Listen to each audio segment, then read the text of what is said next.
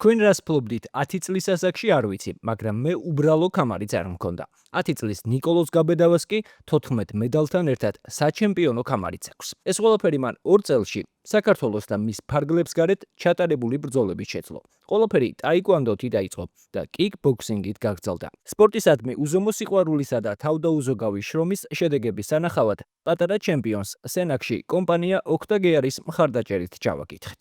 8 ოქროს медали, ვერცხლის 4 медали და 2 თულების медалები. ოქროს медалები ავიღე ტაიკვანდო და კიკბოქსიდან. 3 ოქრო მაქვს ტაიკვანდოსი, 6 ოქრო მაქვს კიკბოქსის. ეს არის საერთაშორისო კამარი. ეს მოვიგე 2025 წელს. მე მაქვს მარტო. დამეთანხმებით, რომ 10 წლის ასაკისთვის ეს მშვენიერი შედეგია, მაგრამ ნიკოლოს უფრო მეტი შეეძლო, თუმცა ამაზე ცოტა მოგვიანებით. ახლა მოусმინოთ იმ ბიჭის სურვილებს და მიზნებს, რომელიც კვირაში 7 დღე დარბაზში თუ სახლში ვარჯიშობს, თავდაუზოგავად, რომ საქართველოს დროშა ბევრ ქვეყანაში ააფრიალოს. მის მოსმენამდე არ დაგავიწყდეთ ვიდეოს დალაიქება და კომენტარებში მისი გამხნევება. მე 8 წლის ვიყავი, მაშინ შევედი ტაიკვანდოში. მაშინ ცოტა რაღაცა ვსწავლობდი და მე უკეთესად ვისწავლე ხანდახან. მე უკვე მაგრად ვიცოდი ტაიკვანდო. და ბევრი შეჯიბრებები იყო, ბევრ შეჯიბრებებზე გავიდოდი, ოღონდ კერძო იყო ეს გები. კერძო. და მაგიტომ ვერ გავედით. იმდა ეს საშუალება არ ქონდათ. და ამის გამო გავედი. 1 წელი დავდიოდი ტაიკვანდოში. მე კიკბოქსში გადავედი. იქან ცოტა კაი რამეები ვისწავლე, რასაილეთები. და 2 თვე დავდივარ უკვე კიკბოქსში. იქან წავედი საქართველოს ჩემპიონატში. და მაშინ საქართველოს ჩემპიონატში მოვიგე. ჩემი მიზანია რომ ბევრი რამე ვისწავლო კიკბოქსში და არ უნდა ვიცელქო, უნდა ვივარჯიშო. და მასზე მინდა რომ მივახციო მე რო წავიდე მსოფლიო ჩემპიონატში.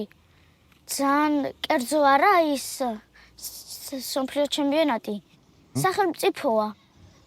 ერთი არაფერი არ უნდა გადავიხადოთ და ისე უნდა წავიდეს. უნდა შევეჯიბრო ვიღაცას. მე ძალიან მაგრად მიყვარს MMA. ძალიან მაგრად ვფიქრობ MMA-ზე. მამა კიდე ხანდახან მასწავლის. მომწონს ილია თოფურია. ძალიან მაგარი მებრძოლია.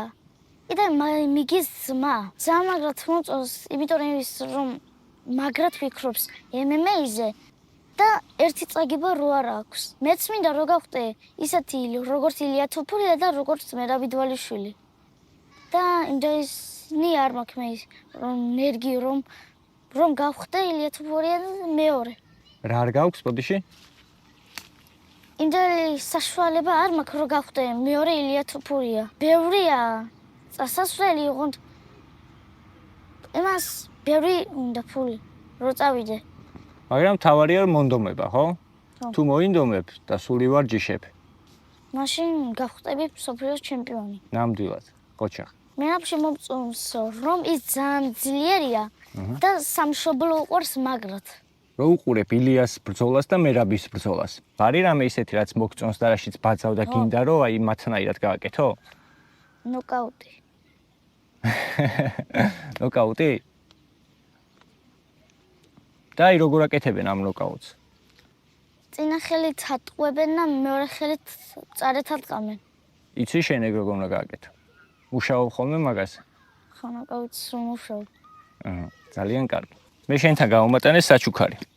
კომპანია ოქტაგეარმა, რომელიც აწარმოებს ექსკლუზიურ და უმაღლესი ხარისხის პროდუქტს, სპეციალურად შენთვის გავუმატანა საჩუქრები. ეხლა მე შენ ამას გადმოგცემ, გავხსნათ და ვნახოთ თუ მოგეწონებთ.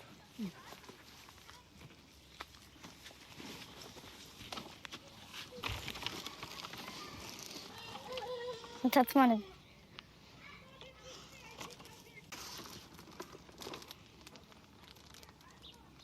მერაბ დვალიშვილის შორტიკი.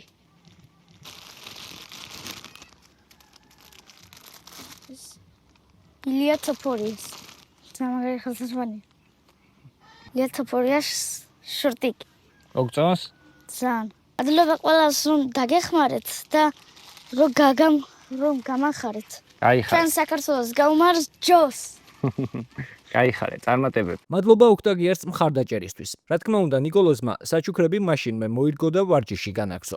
თქვენც თუ გინდათ მსგავსი უმაღლესი ხარისხის ექსკლუზიური პროდუქტი, აუცილებლად დაუკავშირდით ოქტაგიარს ნებისმიერი სოციალური ქსელის დახმარებით. ახლა კი ერთი საინტერესო დეტალი. პატარა ჩემპიონს 8 დედმამიშვილი ყავს და მამასთან ერთად ისიც ზრუნავს მათი სპორტული კარიერის განვითარებაზე.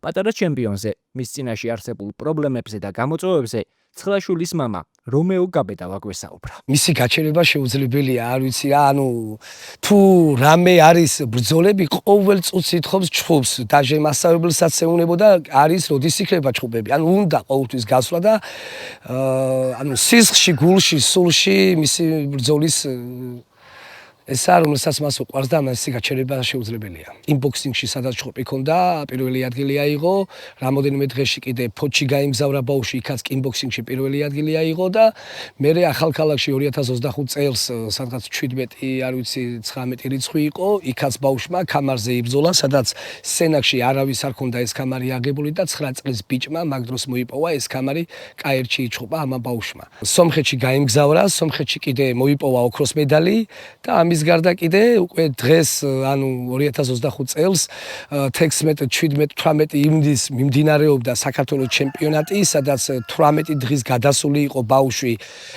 ტაიკვანდოდან, სადაც სახელმწიფო დარბაზში ახლა ვარჯიშობს კიკბოქსინგში და კრივში და 18 დღის განმავლობაში ბავშვი გახდა საქართველოს ჩემპიონი.